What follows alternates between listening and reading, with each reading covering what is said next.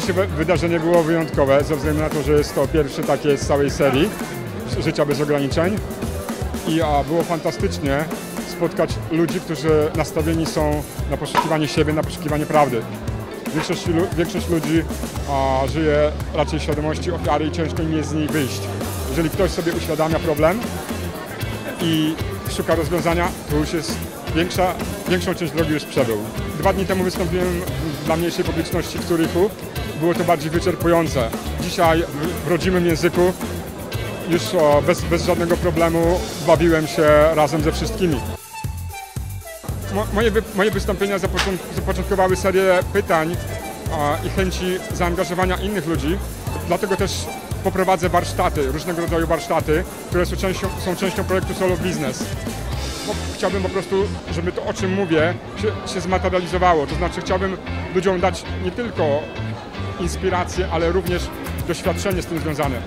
Soul of Business ma temu służyć, jak również Fundacja Oceanic.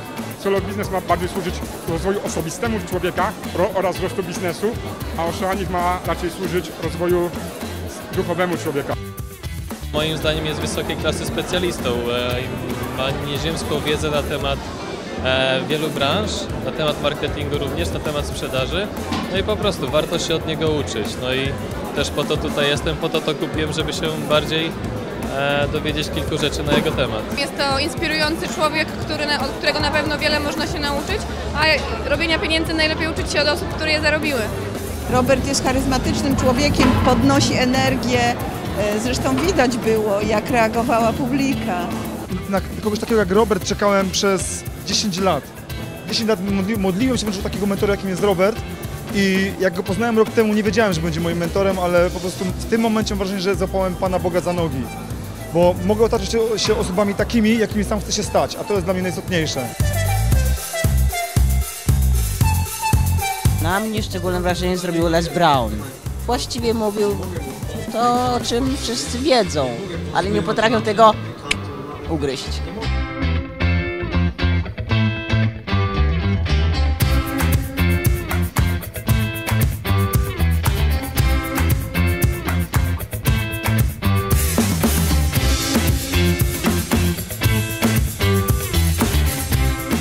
Jest moc, zwłaszcza, że widzę swój potencjał i nie są potrzebne do tego jakieś zdrowe nogi czy coś, tylko najważniejsze jest w serce, to co człowiek ma w sercu i to jak siebie spostrzega.